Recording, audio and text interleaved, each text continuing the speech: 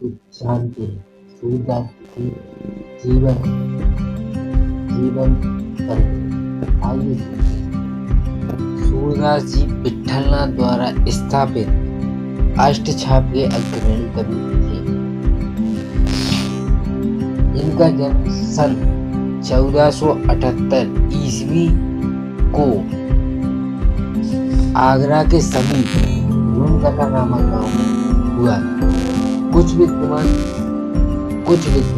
दिल्ली के समीप सीरी को इनका जन्म स्थान बताते हैं। वल्लभाचार्य जी ने इन्हें दीक्षा प्रदान करके गोवर्धन स्थित श्रीनाथ जी के मंदिर में इनको कीर्तन करने के लिए नियुक्त किया था।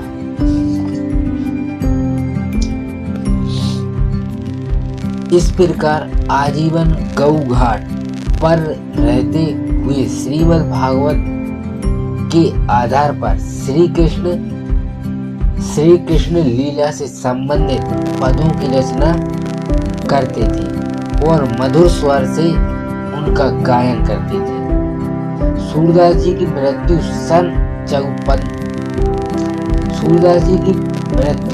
1583 ईस्वी में मथुरा के समीप पारसौली नामक गांव में विट्ठलनाथ जी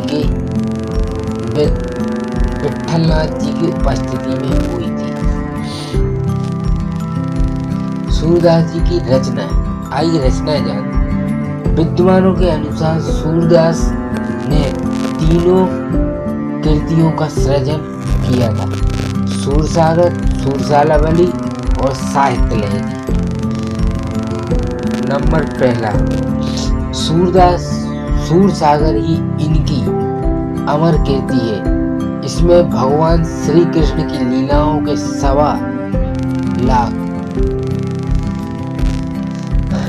श्री कृष्ण जी के 1.25 लाख गेय पद हैं, परंतु अभी तक 6 से 7 हजार के लगभग पद प्राप्त हैं। दूसरा, सुरसारावली में 1100 छंद संग्रहित हैं। यह सूरसागर का सार रूप ग्रंथ है। साहित्य लहरी, तीसरा साहित्य लहरी में 118 पद संग्रहित हैं। इन सभी पदों में सूर के दृष्ट कृष्ट पद सम्मिलित हैं। इन पदों में रस का सर्वश्रेष्ठ सृजन हुआ है। सूरदास सगुण भक्ति धारा के प्रमुख कवि थे। भाव पक्ष, इनकी रचना में कौन से भाव? भक्ति भाव। सूरदास कृष्ण भक्त थे। काव्य इनका भगवत सर्जन था, भगवत भजन था।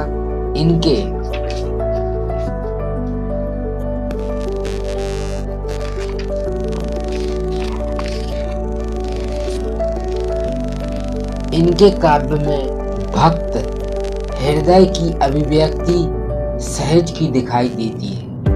सूर की भक्ति सखा भाव की है। कृष्ण को सखा मानकर ही उन्होंने अपने आराध्य की समस्त बाल लीलाओं और प्रेम लीलाओं का वर्णन किया। भावुकता और सहृदयता। सूरदास ने अपने पदों में मानव मन के अनेक भावों का वर्णन किया। उनके वर्णन में गोप बालकों की, माता यशोदा की और पिता नंद के विविध भावों की अथारता और मार्मिकता मिलती है। तीसरा, श्रेष्ठ रस संयोजना। सूर की उत्कृष्ट रस संयोजना के आधार पर डॉक्टर श्याम सुंदर दास ने उन्हें रस सिद्ध कवि कहकर पुकारा है। सूर के काव्य में शांत, श्रृंगार और वात्सल्य रस स्पष्ट रूप से दिखाई देती है। अद्वितीय वात्सल्य। सूरदास ने कृष्ण के बाल चरित्र, शरीर सौंदर्य, माता पिता के हृदय वात्सल्य का जैसा स्वाभाविक, अनूठा एवं मनोवैज्ञानिक सरस वर्णन किया है, वैसा वर्णन संपूर्ण विश्व के साहित्य में दुर्लभ है। सूर वात्सल्य रस के सर्वोच्च कवि। पांचवा, श्रृंगार रस का प्रकट। सूरदास ने अपनी रचनाओं में श्रृंगार के दोनों पक्षों, संयोग और वियोग का मार्मिक चित्रण करके उसे रसराज सिद्ध कर दिया है। आचार्य रामचंद्र शुक्ल ने लिखा है, श्रृंगार का रस राजस्वी यदि हिंदी में कहीं मिलता है तो केवल सूर है। कला पक्ष। सूरदास जी की भाषा कैसी, मतलब कला लिखने का ढंग कैसा, आइए। पहला, लालित्य प्रधान ब्रज भाषा। सूरदास जी की भाषा है जो वो ब्रज भाषा है। सूरदास ने बोलचाल की ब्रज भाषा को लालित्य प्रधान ब्रज भाषा बना दिया है। उनकी प्रयुक्त भाषा सरल, सरस एवं प्रभावशाली है, जिससे भाव प्रकाशन की क्षमता का आभास होता है। सूरदास ने अवधी और फारसी के शब्दों और लोकोक्तियों के प्रयोग से अपनी भाषा में चमत्कार उत्पन्न किया है।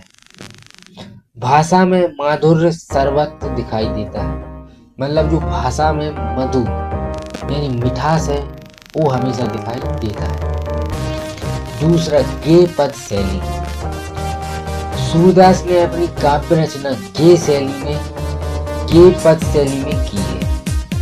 माधुर्य और प्रसाद गुण संपन्न शैली वर्णनात्मक है।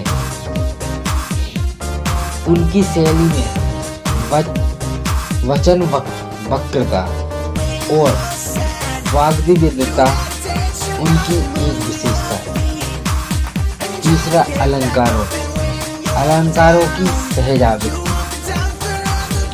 सूरदास की रचनाओं में अलंकार अपने स्वाभाविक सौंदर्य के साथ प्रविष्ट हो जाते हैं।